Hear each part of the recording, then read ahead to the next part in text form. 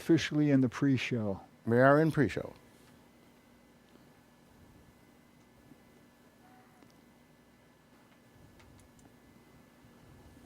By the way, thank you for getting Mike to call me back. He and I talked, and he said that if he's ever unsure about whether he can do it or not, he'll decline right away instead of leaving me hanging.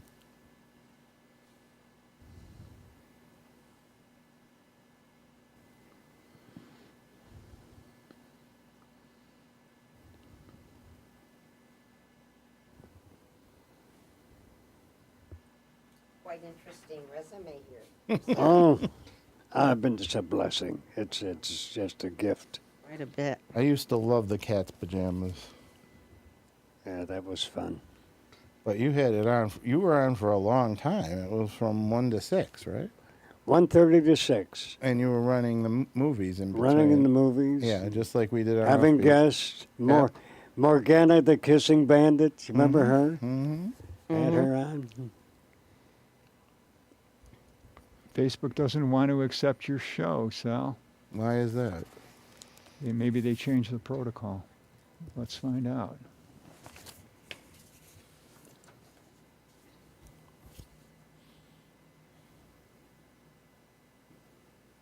Well, my movie went over well last night, so we'll find out next month if we won any awards.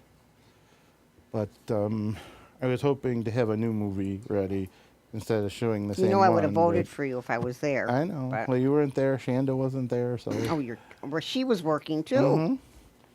Well, Maria was there. Amanda was there. Joey was there. So.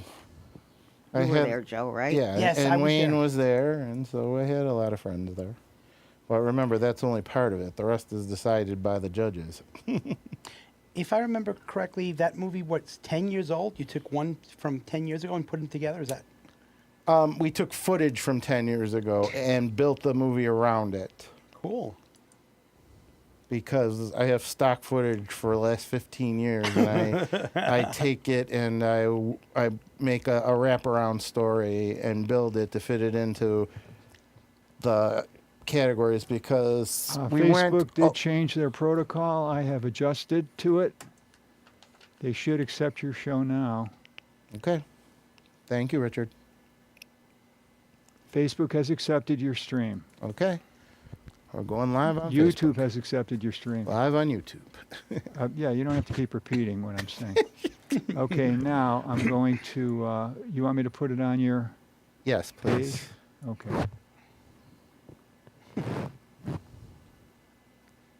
What about Twitch? Did they accept? They accepted it too. Okay. All around. Great. All right. Now.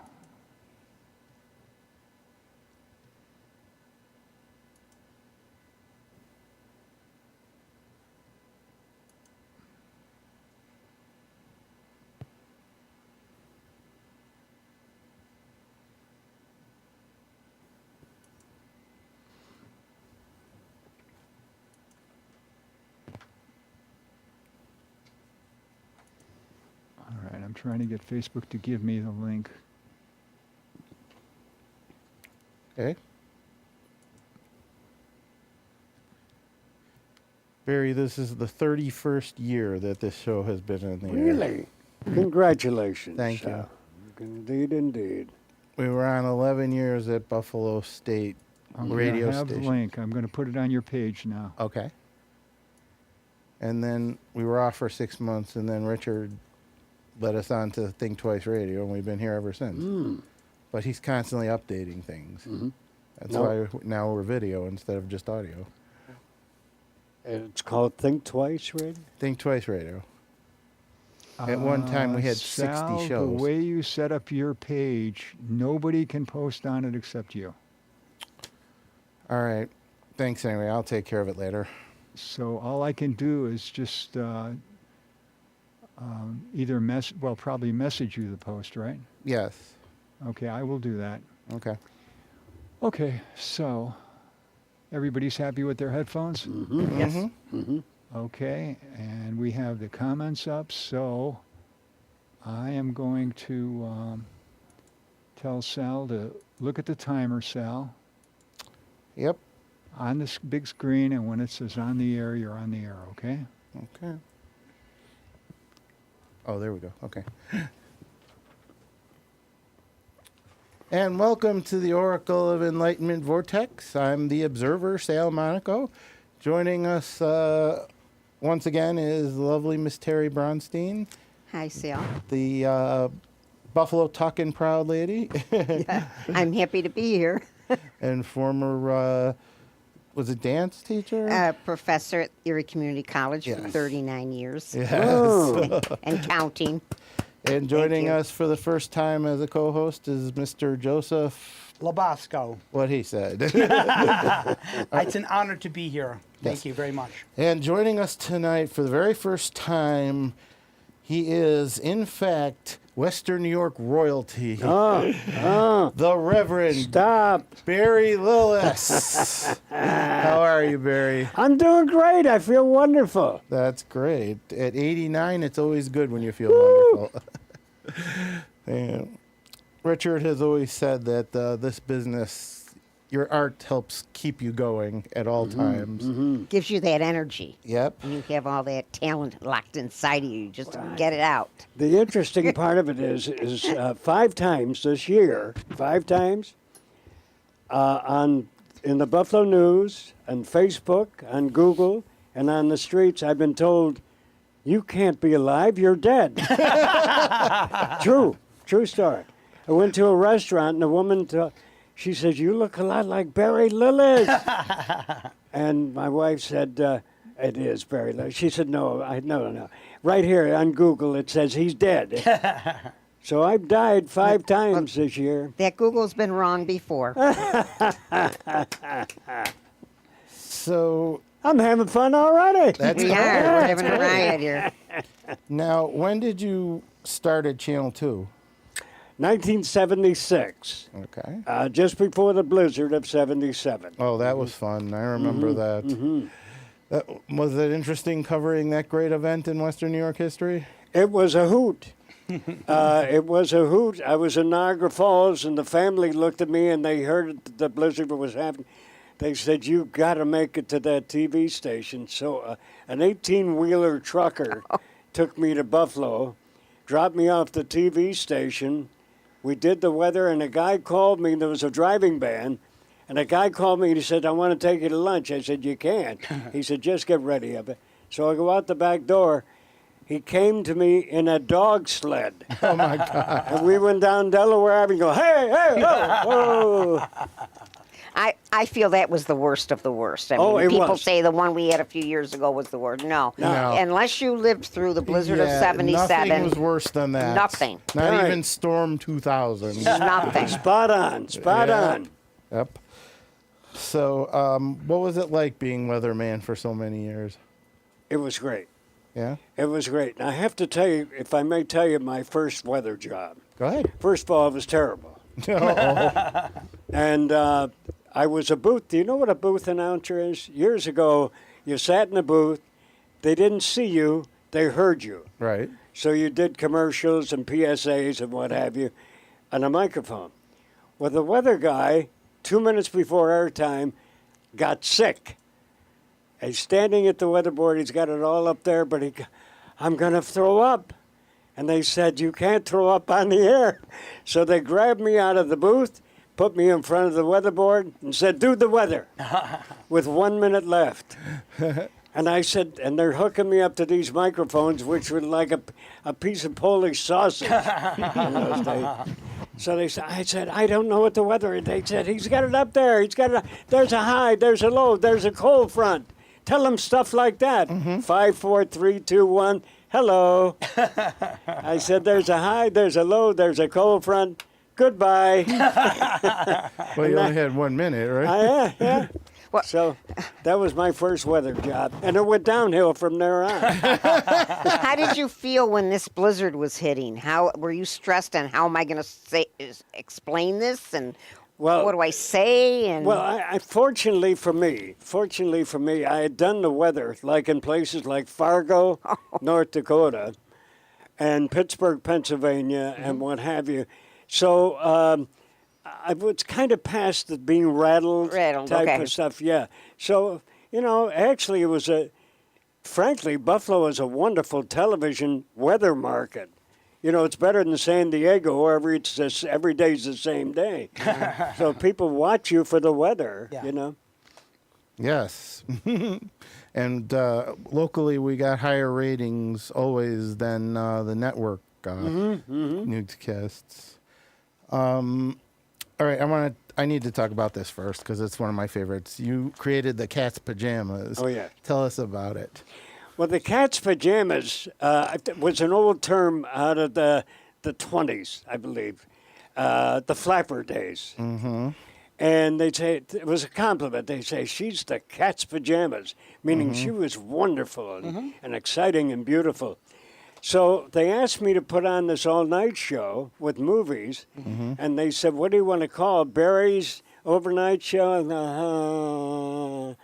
And I said, how about something like, we're talking about pajamas and the cat's pajamas. Bing! And it just took off.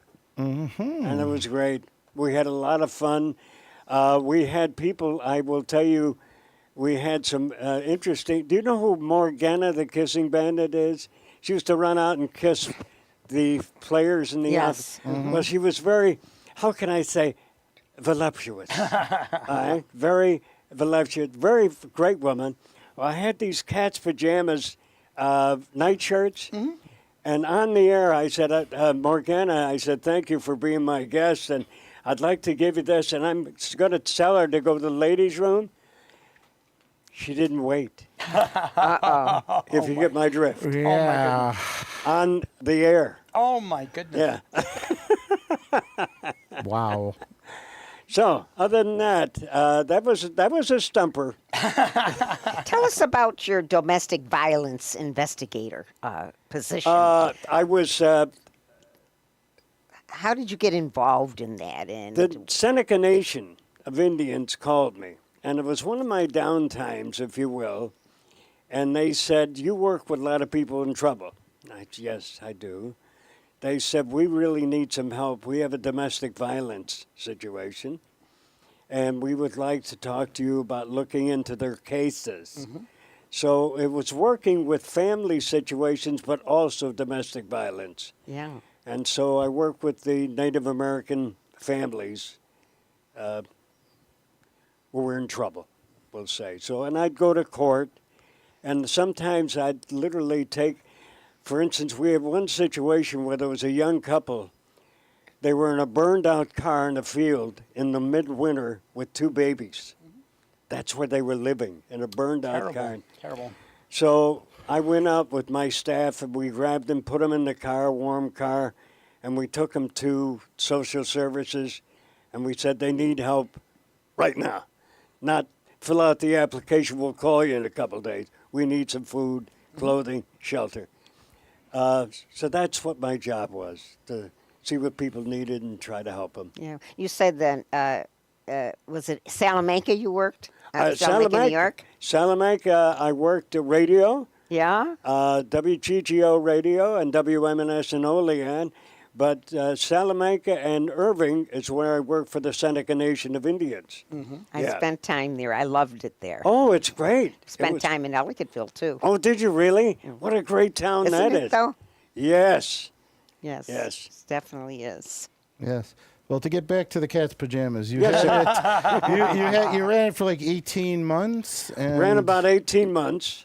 Uh-huh. And was mostly movies. And what would you guess would be the biggest theme, the biggest movies that people wanted to see? I'll give it to you. Ready? I Yeah. used to get to Hold the wire. Martial arts. That's films. it. That's it. The martial arts, kung fu. Yeah, it was Hey a Barry, while when are ago. you gonna get some more of those kung fu movies on? Yeah.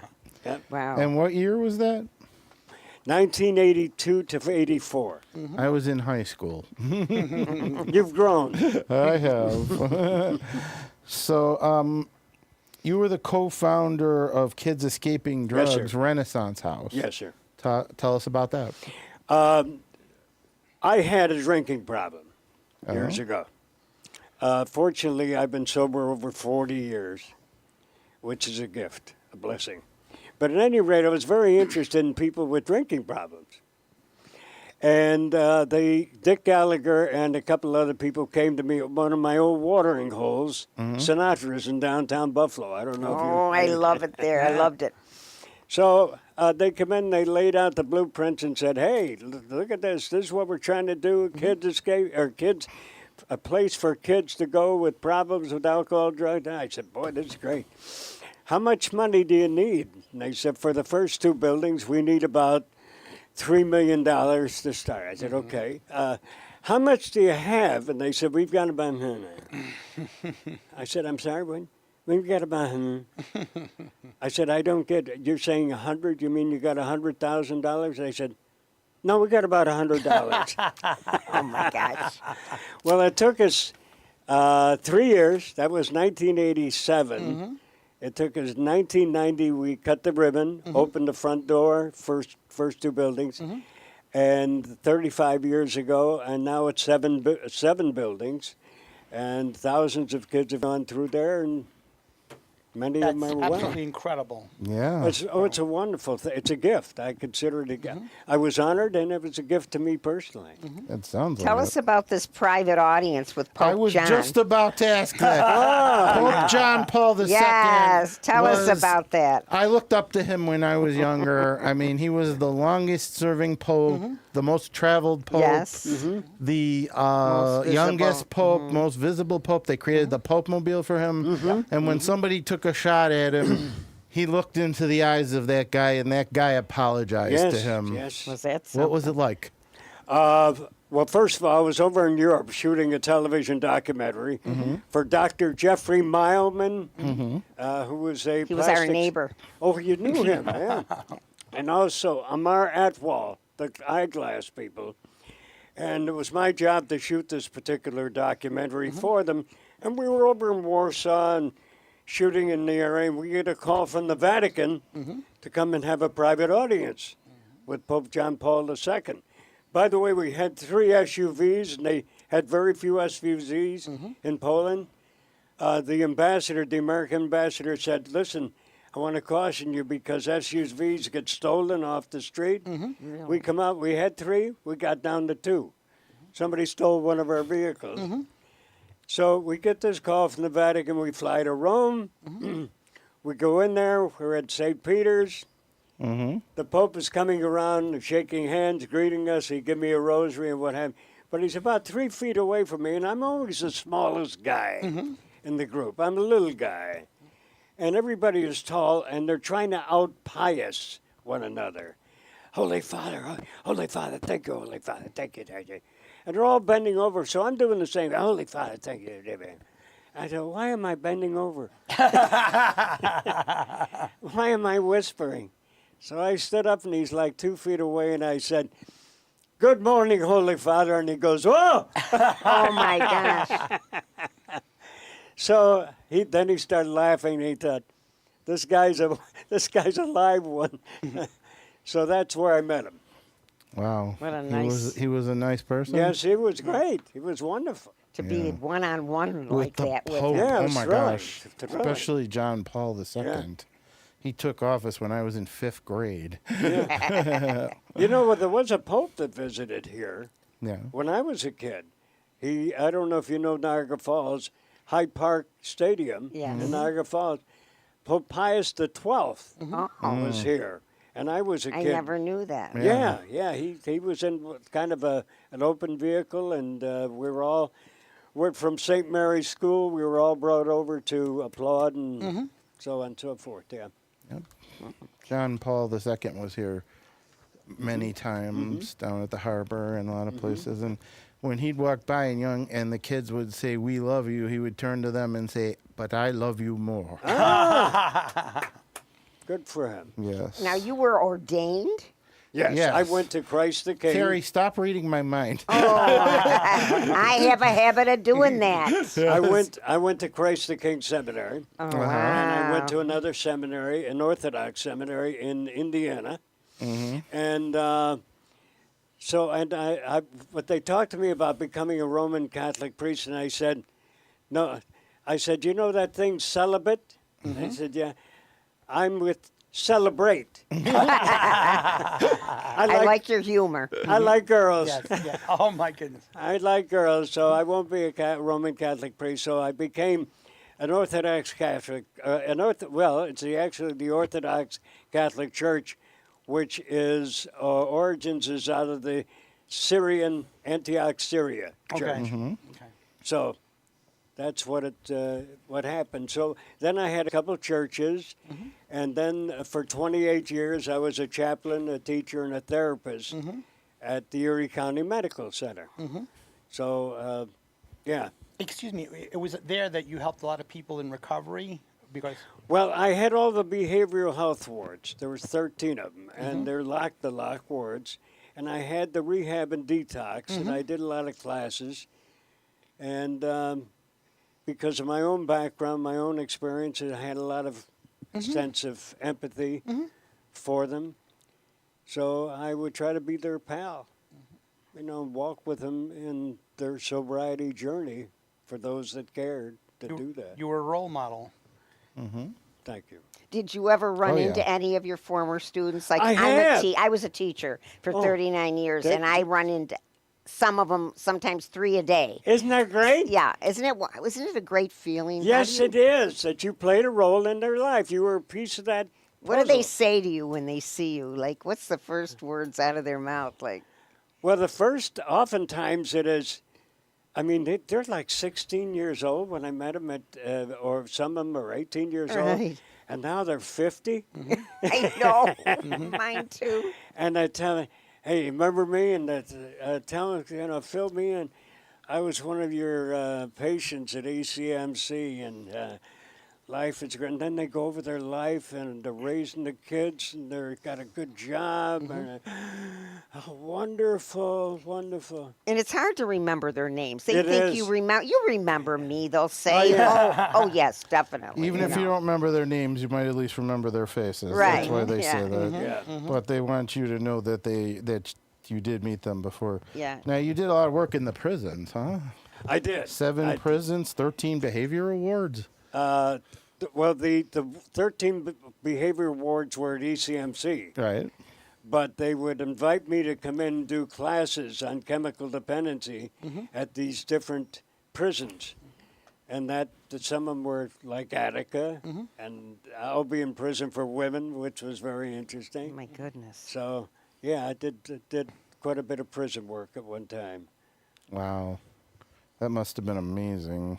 But the Helping those the people. best part of those visits was leaving. You've got that sense where you got to get out of there soon. Like, here it is, and I'm done. Yeah. It's Well, heartbreaking, though. Are you- Oh, it's tough. Yeah? Especially you see some kid 19 years old and he's facing, 30 years, It's heartbreaking. It's a heartbreak. I mean, what do you say? Things will be okay? Things are going to be okay. They're going to be awfully Yeah, unhappy. what do you say, Yeah, It's like, yeah. Yeah. And I'd go to court with them, and it's tough. I just was with some guy, and they took 35 years. Yeah, 35 years. Well, I worked with kids at a few different organizations, and I understand exactly what you're saying. I Yeah. still see them even today. Yeah. Yeah. And now I ask them, although I've changed my modus operandi, the way I'm doing business with people with difficulties, they tell me their story, and it's oftentimes a heartbreak. I say, well, Johnny, gee, that's rough. What would you like to see happen here? it's a good Because I usually way was to a come fixer. back, yeah. I used to try to fix, but I was doing all the work. So I said, how would you like to see this play out? What do you want to see happen? Oh, I'd like to get my wife back and the kids back and stop going to jail. And, oh, great, that's great. Yep. Now, here's my question. What do you think you can do to make it happen? Very good. Yes, that's called Well, I could patient stop oriented care. drinking, I guess. Hey, Well, they there's know the what time. they should do, Yeah, right? Absolutely. So then I say, and, anywhere in that journey that I can help you, I'll be glad to do that. But sounds like you got some work to do too, Johnny. Yeah, I'm fighting a little battle with my weight, so I understand. No, It's not easy. It's easier said than done. sure it is. but It's tough. I'm working on it. It's tough. Yeah. Joe, did you have a question? Yeah, I'd like to ask. I think the audience is going to want to know about your experience surviving stage 4 cancer. I think that would be very inspirational to a lot of people. You know, thank you for bringing that up, Joe. I was a smoker. Okay, stopped smoking many years ago, but you can do the damage, and so I got a sore throat, and it wouldn't go away. And it was a bear, and I do the lozenges and the Yeah. sprays and all that. So I went to the doctors, and a PA says, I want to look at something, and I saw him out the door talking to the doctor like they were concerned. They said, we have to do a biopsy. We see something on your tongue. Ooh, okay. So to make a long story short, they come back and they said, we're sorry to tell you you have stage 4 cancer in the neck, in the throat, and in the tongue. And interesting enough, I do a lot of reliance on God. And I said, that's interesting. I've never had cancer before, and I don't know anything about cancer, but I know you do. Thy will be done. You drive. You take. Well, I went all the protocols. I did 33 radiations, 7 in the morning, every morning. I did chemo, I did surgery, and I wore the feeding tube for 6 months. You know how that works. Yes. So it's like a baby formula for 6 months. And I survived. I'm cancer-free. That was 2014. As it stands. He was looking out for you, this man up there. I believe that. I do believe too. that. Me too. I have a friend of mine who likes to call Dr. God. Dr. God is in charge. But now though I've learned something. Sometimes I come across situations I just don't know what the answer is. Like it'll be somebody in the family, and Yeah. you want to help, and I don't know what to do. God, you drive. Thy will be done. I have to turn this over to you. And I'm going to take a seat instead of the driver's seat in the passenger seat. Right? So I'm going to go into partnership with God, but I'm going to be the junior partner. Right? I like the gopher, God's gopher. What do you want me to do today? Type of thing. And that seems to work out pretty good. Now, you stayed in Buffalo pretty much your entire life. I did. What Well, is it about Buffalo? I mean, other than your little gigs here and there. She's what is doing it about? again. Oh, She's asking the question I'm about to answer. oh my gosh! What is it about? What? Yeah, I mean, Why did you stay in Buffalo? What was it about Buffalo that attracted you so much? yeah, you started doing it in 1962, 63. That's radio. And, radio. But I mean, you came to, when did you come to Buffalo?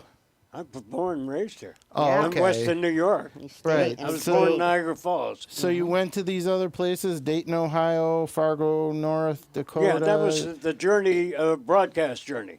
Uh-huh. And then when you came back to Buffalo to settle back, what attracted you to staying here after being in all these other places? Well, I kind of knew the temperament a little bit, and I knew a lot of people here. And also, as time went by, you've got an anchor here. You know what I mean? You know the people. You know who to comfortable. call friends. Yeah. Comfortable. So, and I'll be up front with you. For the weatherman to say this, it's almost hypocrisy, but I don't like the weather. No, I'm talking about, I don't know if you know this. I was on radio until March the 9th of this year at WEBR. And I had to drive in at 3 o'clock in the morning to go on the air. And so here it is, this old man at 3 in the morning in a snowstorm going into the radio station. And I said, I'm not having a happy time. No way. Yeah. I'm surprised they didn't let you do it from home. I don't like that. Oh, you don't? I need the ambiance.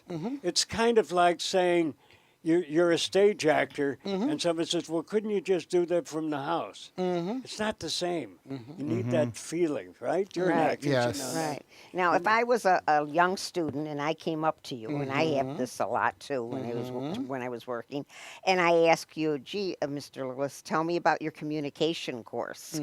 Tell me, I would like to take it, but what is it about?" Oh, mine? Yeah, The one that I yeah, taught? one that you taught. Okay. Tell me what it is because I'm interested in taking it. Okay. I'm thinking about especially women. Women, I like women. But I think women in particular have a voice that oftentimes isn't heard. And oftentimes they are very smart, smarter than he is, oftentimes, but have been told to kind of, why don't you just go sit down? We'll take care of it, you know? And I thought, I think some people just don't win because they have a communications problem. For instance, looking at somebody in the eyes While you're talking to them. while you're talking to them. How do you do that if you can't look somebody in the eyes? For instance, one of my students would come up to me. She was like 4'11". "Hello, Miss Lewis, I want to ask you a question. I don't know why people don't want to listen to me." And I said, "Because you talk like a mouse." Oh my And God. I said, "Yeah, you talk. Let me tell you something. I'm going to show you how to articulate and get some volume in your throat. Bring it and a from throat." here. Absolutely. You know, and I'm going to tell you how to formulate what you're about to say so that it has impact and people will listen to you. How to use body language type of thing, as opposed to, "I'm very sorry to be here. Thank you very much." That does nothing. You're on a stage. And you know, we're all salesmen in life. I don't care if you're not selling in the sense of a product. You are the product type of thing. And the more effective you are in doing that, the more successful the results will be. Yeah. So that's what I laid it out for people that were having problems communicating. For instance, a small thing. I look at Sal, and let's say Sal is interviewing me for this big job, $250,000 paid. But I have a problem, so I'm doing this while I say, yeah. So I'm looking over here. "Well, Sal, it's good to be here, and I can't look at Sal in the eye, right?" So I show him, "Okay, I'm going to show you how to do it. Sal, I need that job, and I'm going to be the best guy you've ever hired for that job." See? And you say, "Well, he looks right in my," but I didn't. I looked at the bridge of your nose. Oh. And I can hang in there all day looking at the bridge of your nose when I can't look you in the eye. So that, and you don't have to buy it. You don't have to send to Amazon to get it. It's just a natural, you know. Yeah. That was one of the things as a teacher that I got a lot was, "Gee, Mrs. Braunstein, I love to talk to you. You look at me." There you go. It's not like you look off to the side. Yeah, like you're or- not interested. Or like you're in thought. You look right at me. Yeah. I like that about you. Honest to God, I got that so many times. Oh, great. You're spot on. Spot Yeah. on, lady. Yeah. Can I piggyback on Terry's question? Go ahead. What you've seen how the business has changed in your lifetime. What advice would you give to those in general that want to get into it?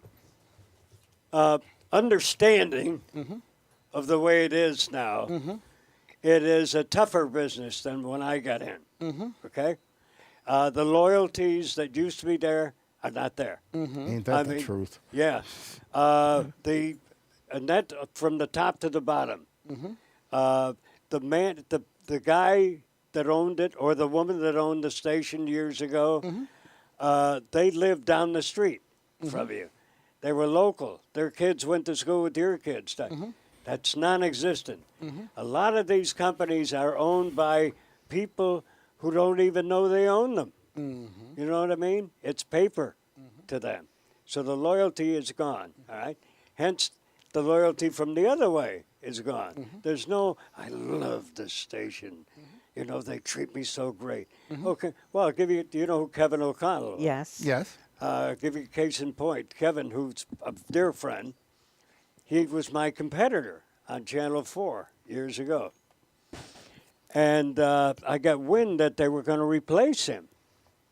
And I said, hello, Kev, hey, watch your back, pal. They said, what's the matter?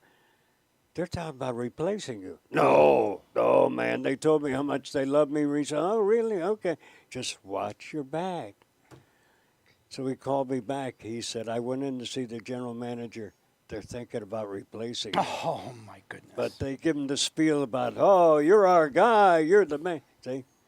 So that's just the way it is. Don't turn around. They'll knife you in the back. So there you have it. It's changed. But you can still be, and this, you brought it up, Joe, this applies to almost all business. The person that takes the ball and runs with it, in other words, does not accept, oh, they'll never work out, they'll never work, you're going to run into that. Yes, it will work out. You want it? Go get it, type of thing. Yes. You know, and then tomorrow when that comes, go get it again. Yes. Go get it again. I went to my first radio station. I was so terrible, I had mic fright. It's obvious like I'm losing it.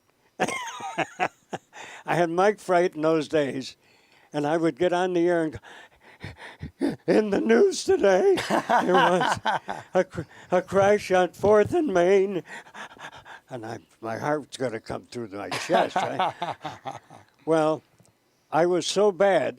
This is a little radio station. Everybody there had no talent because they were new. They were brand new to broadcasting. Mm-hmm. Talented people. Those people were telling me I should get out of the business. These are the people with no talent. Really? And I'm the only one that stayed in the business. Mm-hmm. Yeah. So keep going. I was so stupid, I didn't realize how bad I was.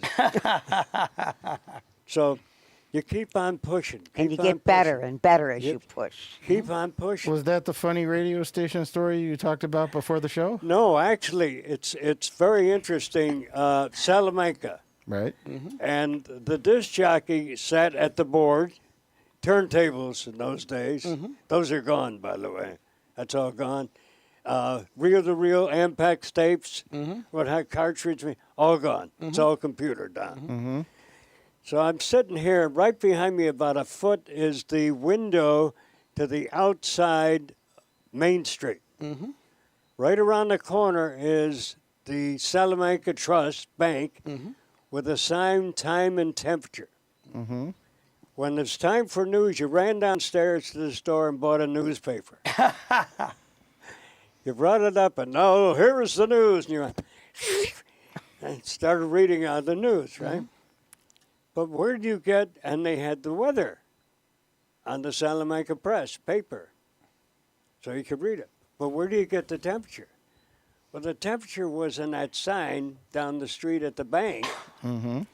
So what I did, I got a broom handle, and I tied a rear view mirror to the end of the broom handle. So I'd have the window open with my broom handle, and I'd say, and that's the weather. Here's the temperature. And I'd lean out and I'd say it's 42 degrees. No, it's 24 degrees. Oh, wow. that's funny. That's hilarious. That's wild. You can't make that Such up. a story. And one last story about broadcasting that I love is I wanted to be in first television job. I wanted to be an anchorman like this. You remember that type of anchorman? You know what I'm saying? I'm very cute type of anchor. So I was trying to do the news like this. Good evening in the news today. There was a report of an accident at 4th of May. And you know, I'm going to be handsome doing the news. Eh? Well, the boss called me in, and he was a Southern boy, and he said, Barry, I want to talk to you. He said, why in the heck are you talking that way? I said, what way, sir? Good evening in the news today. I said, well, that's television announcer talk. He said, Barry, I want to ask you a question. You ever call your mama? I said, yeah. He said, when you call her, you say, you don't go, hello, mother, it's me, your son, Barry. He said, you go, hi, Mom, how you doing? I said, yeah. He said, see that big black box pointing at you in the studio with the little red light? That ain't nothing but a big telephone, Barry. It said, my point was, just talk to the people.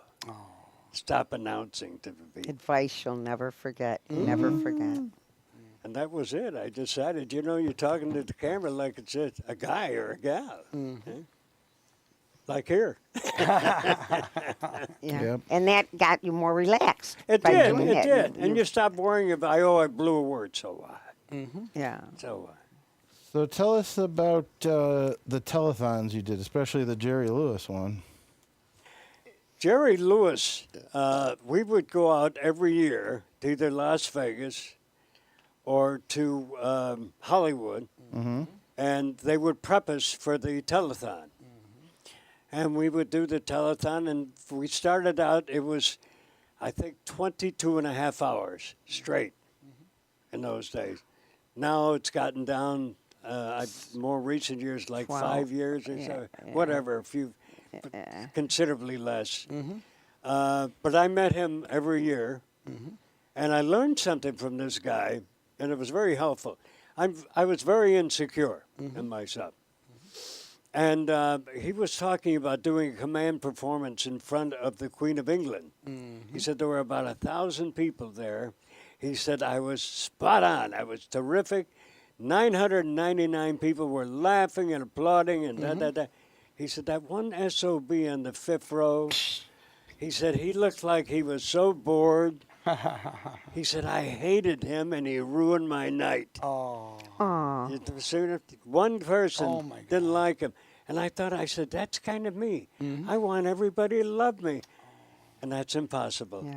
When I was working stage and I couldn't see, I just left it that way. Then I didn't have to look at anybody's There you faces. go. It was the way it was. I'm telling you the truth. I couldn't even see the first row, and I loved it. I Yes, didn't get I hear nervous you. or anything. Words to live by. So that's the way I feel, and I feel that way in life. There's some people, it's virtually impossible for everybody to love you. It's just because that's why Perry's ice cream, I don't like mint, but somebody does because we have different tastes. Yeah. And that applies to people as well. Exactly. Yep. Well, but how did you hold out for that many hours? I mean, were you up all the time, or did you take breaks, or? Well, you're cutting away to their network, to the Jerry Lewis Labor Day Network type of thing, and you could sit down and have coffee and what have you. But you just hunkered down and did it. You just did it. And you had to, it almost complemented what you were doing because you were starting to look raggedy. It made you look like you were really into this thing, type of thing. But then they cut it all back, and telethons to some degree have gone by the wayside. They have, yeah. Variety Club still does things, but most of their money is gotten prior to the telethon. The phone calls bring in very little now. I think that's partially because of crowdfunding on the internet. I mean the Indiegogo, GoFundMe. Yes. What's It's a the other different one? time. Different Yeah. time. And if you remember, Kickstarter, that's the other one I was and trying. years ago, if you remember going back into years ago, telethons were like watching the Super Bowl. Everybody wanted to see them. They were Yeah. big time, yes. But not so much. Yeah. Because they had a lot of famous people on, Yes, people that yeah. were famous locally. Yes, Local Yeah. Yes. As stars. They well didn't have the as internet and all this other. national. People were more tied to the They TV. were. They were. Well, yeah, I mean, TV isn't what it used to be now that we have Right. the internet. I mean, they made the joke on The Simpsons where the news TV show came on and the guy said, "Here we are bringing you the news you got on the internet an hour and a half ago." Yeah. Yeah. And some people don't even pay for TV anymore Yeah. because they just watch what they want off of streaming services. My mother used to say, I got to watch the 6 o'clock news Yeah. to find out what's going on or to get the weather and all that. You don't Now have you to could do- turn anything on anytime and get Yeah. the weather. Yeah, but it's like when I was growing up in the 70s. You turned on you'd be sitting down to eat with your family at 6 o'clock, and you'd turn the TV on and be watching the news of whoever, whichever channel you were watching, whether it was Barry or my dearly departed friend Irv Weinstein or any of the others, you know. And they put that to use in the movie with Ron Burgundy. What was it called? Anchorman? Anchorman, Yeah, yeah. I like that The point Anchorman. that they were, that, you know, the 6 o'clock news was very important to families as they were sitting down to eat. I mean, in those days, I actually sat with my parents and my brother and our dog, and we had dinner together. Now it's like if you could get your family together for dinner on Sundays, that's amazing. Yeah. Or holidays, you know, Yeah. because Or everybody, right? Yeah, even your immediate family. Well, because they didn't have the internet then. That's right. That was it. No Well, cell phones.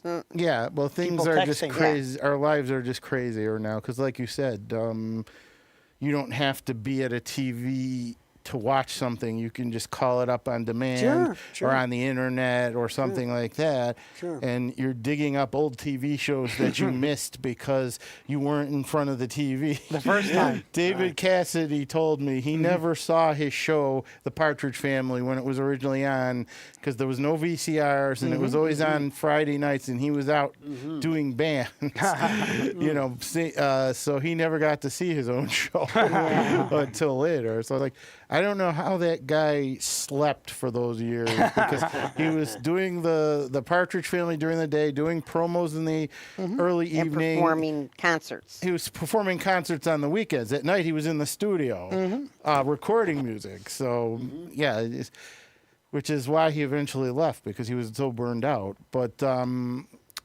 that's the kind of thing, I mean, my family used to yell at me because I wanted to be home to watch a certain program or something. And if I wasn't, I would, when I was a kid, if I wasn't, I would throw a fit. I mean, it's like, I'm happy that that's not the case anymore. But guys like you, Barry, you kept families together because they wanted to sit there and they wanted to watch you guys tell us what was going on, tell us what the weather is. I mean, I remember that old joke where the kid would come out dressed funny and he'd go, "My mother dresses me funny because of Don Paul." Oh, jeez. Like, yeah, I mean, and you know, you guys were like the newscasters. You were the modern day bards of this society. We all looked Yeah. up to Yes. you. You Yes. You know, I have to Exactly. tell you one story that you might enjoy this. The Jerry Lewis Labor Day Telethon weekend. This is go back in the time, and I was hosting, and so I happened to walk out into the lobby, and there was a man in civilian clothes, and he come up and he said, "Barry Lillis." And I said, "Hello." He said, "I'm Sergeant O'Flaherty from the Constable, Toronto Constable, whatever it was." So he's a police officer from Canada. "How do you do, sir?" He said, "It's good to see you, lad." He said, "By the way," he said, "I see you got a jumper." I said, "Thank you, yeah." A jumper? A jumper's a woman's garment or something? Didn't they used to call it Yeah, like they had suspenders, jumpers. Yeah, jumper. It was all one piece. I said, a jumper? What do you mean? He said, "The man jumping off the building." Oh. I said, "What man jumping off the building?" Across the street, there's a 10-story high building across from Channel 2. I said, "You're kidding." So I run out there, and there's a crowd pointing up. The guy is hanging over the facade. Oh, my goodness. Across from Channel 2. And his feet are on a little slat, 10 stories up, and he's going to jump. And they got the net or The the net. jump. The firemen are there, the policemen are there, and and I'm doing, this is awful. So a man runs over, he said, "I'm Reverend so-and-so." He said, "Barry, you got to talk him down." I said, "Talk him down?" I said, "He's thinking about coming down. You want to talk him up?" Oh, my God, well, how could you talk? What do you say? Huh? So I said, "What's the guy's name?" And he's hanging down. I said, David. "Hey, David, how you doing?" guy's going to jump off a building? How you Now doing? you brought it. And he looks down at me like, are you nuts? How am I doing? I said, what can I say to him? I got to say, he's heard your mother loves you. Life is worth living. Don't kill you. He's heard all that. What can I say? So, yeah. Hey, David, the Jerry Lewis Labor Day telethon is this weekend. Don't forget to call in your pledge. Oh, did you? Oh. And he goes like this. He goes, and he climbs back to safety. Oh, And I've been asked when I tell that story, what if he had jumped? I don't know. Well, it worked. Yeah, But I mean, you know, he was going to jump anyway, so. he didn't jump on that time. But that was Exactly. the Jerry Lewis Labor Day telethon.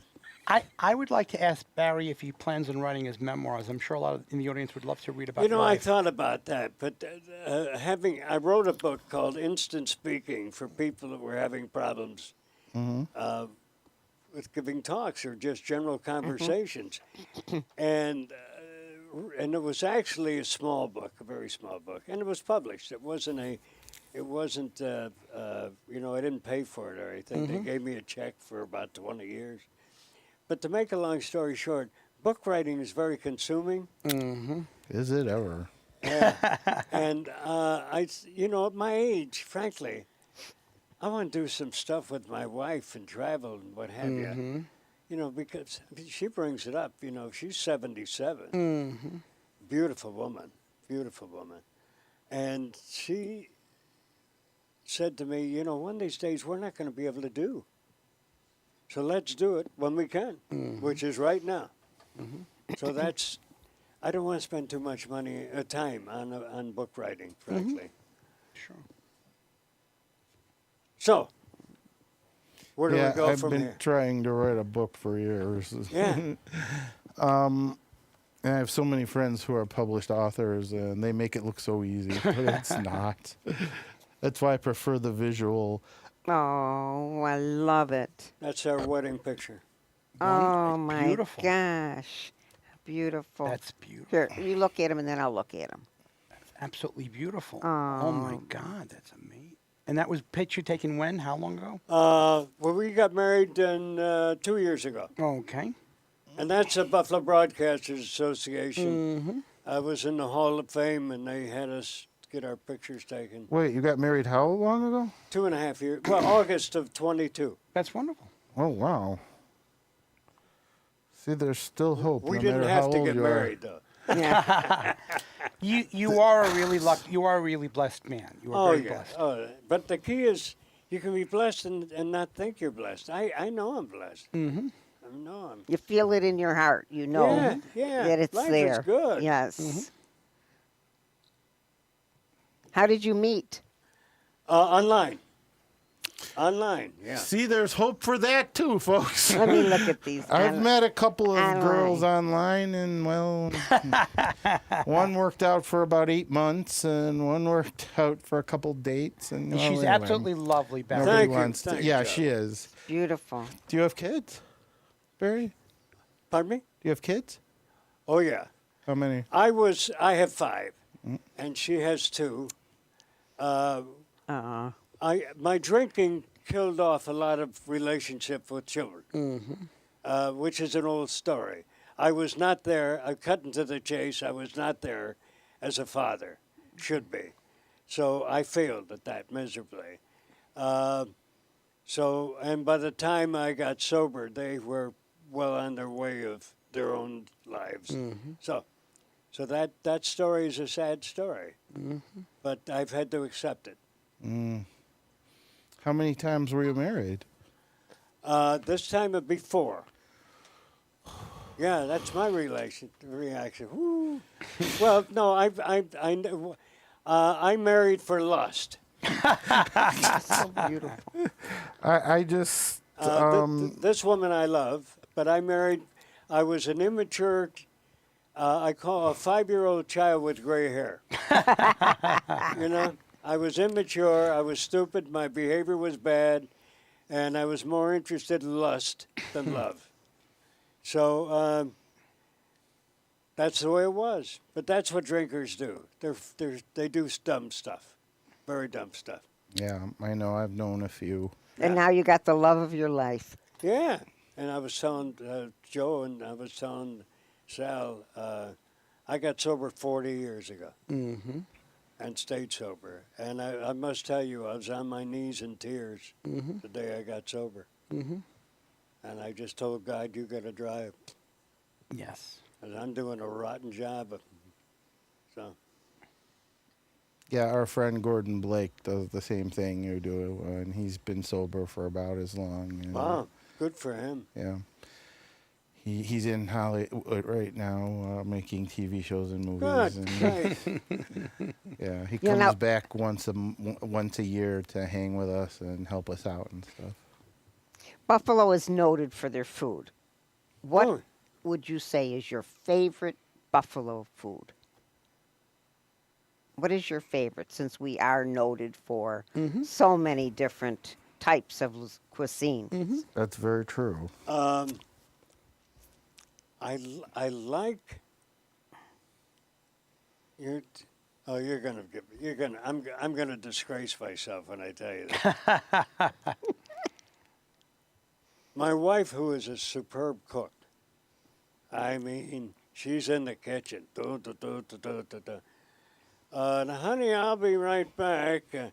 I'm over at Wendy's having chicken nuggets. So, but yeah, I like the food I shouldn't eat. Don't we all? But you made it to 89, so I guess it's not that bad. No, I'm okay. I have no complaints. You know, and one of the reporters asked me if there's anything I'd like to say. It's the true story is, any setbacks, essentially, I did it. I'm responsible for the. You know, it's not like but the boss. No, if I got fired, it's because I got fired because of me. Type. I had a job in Pittsburgh that paid $250,000. Whoa. And I got fired, and the next job, because my reputation was bad at that time, the next job I got paid $200 a week. So go from $250,000 to $200 a week. So it's just the way it is. But I know that's our lot in life. People who have drinking problems, they're in for trouble. They're in for trouble. I know. And I call it the malevolent splash. Because not only are they in for trouble, they splash on people. They Children, family, bosses, I banks. know. Others get hurt, yes. Others get hurt. Yeah, The reverse is true. If you change that and get sober, now you can do the benevolent splash. That's very true. You know, you can be a good influence in people's lives. yeah. So, not to do a downer, but that's true. It's played a major role in my life. Well, I used to have a friend who was like a sister to me, and I had to. Her alcoholism got so bad after 15 years that I just had to cut her loose. And People To don't this want to be day. around us. I understand. I didn't want to be around me. Now, there's a term, everywhere I went, I showed up. You know? Yeah. Everywhere I went, I showed up. It's like, what a bummer. And you know, I was at my granddaughter's graduation this past weekend, Eastman School of Music. She graduated and is going on for her master's, full scholarship at Yale, and she's being paid as a teacher as well. I'm so proud of her. Yeah, I mean, you know. And I got another grandson. He's in North Texas University. I wish I had that kid's looks. The guy's a Hollywood movie star. Look. So, yeah. So we're blessed. We're blessed. Tell Sounds us like one it. of your childhood memories. We all had one, but you know your favorite childhood memory Favorite that always stayed with you, or Oh, You'll Well, you're never. Italian, right? Yes, Oh, of course, I'm Italian. yes. Yeah, we're all Italian. Yeah. Are Yeah. you Italian? Oh, yeah. The full All right. blood. Yeah. Well, Oh, you'll definitely. appreciate this. I'm an Irishman, right? But my mother was what we call the Black Irish. She had jet black hair with olive eyes and what have you. And I had very dark hair. And they took us for Italians. We were Irish in Niagara Falls. Now, Little Italy in Niagara Falls is Pine Avenue. Yes. Okay? That's 2 blocks from my house. Uh-huh. When I turned 13, 14 years old, I started noticing that the girls in Little Italy were va-va-voom. I mean, they were beautiful, like these exotic-looking girls. Well, in those days, if you were an Italian boy, you could date an Italian girl. But if you were an Irish boy, you couldn't date an Italian girl. You didn't have to deal with Mama the family. and huh? Papa would not like that, right? So guess who became Nicky Fettuccine? Yeah. I changed my name. Tony Tedesco. Or I throw these names out, and they say, "Mama, Daddy, this is Tony Tedesco. Hey, nice to see you." It worked. Yeah. And they play Mora. And anybody remember Mora? It was an Italian quattro, sei, nove. Yeah. That's Oh, cool. wow. So Yeah. I was a phony, really. Yeah. But it worked. You It were an worked. actor. You're an actor. You know That's what it. you do. As a teacher, I was an actor. That's true. Getting up in front of people, whether you're a priest, That's true. a teacher. Right. So it's you're- not just saying words. Yeah. It's word pictures, Oh, body language. every You day know. you have to get up and you have to go to work and you have to be a good actor at what you Absolutely. do. Yeah, have you done any movies or plays or anything? I was in one. I was in one movie, What? and I was a little bit reluctant to talk about it. Okay. I mean, it wasn't a porno. Although I would have liked that. I get a call from the film producer. Said we are in need of someone who can speak English with a Mexican accent. And I said, yeah, I do accents. And so they listened to me. I auditioned. They said, you're our guy. I said, I'm going to be in the movie. They said, not only will you be in the movie, you'll be the star of the... Wow. Hello, Ma. It's your little boy. Yeah, the one you thought was going to fail. I'm going to be in the movie. I'm going to be a movie. Okay. Movie star. Okay. I said, oh, so I'm going to talk to them. Barry, you need to pull your the blue thing back down, There we go. or else I'm sorry so the about audience can hear you. I have a thing called essential tremors. Okay, Yes, I know. Okay. At any rate, make a long story short, I said, tell me about the movie. They said, well, you're going to be the movie star, but they're not going to see you. How can I be the movie star? Hey, Mom, hold on that one. Yeah, I'm going to be a movie star, but they're not going to see me. I'll tell you later. Boom. So tell me about the movie. I said, well,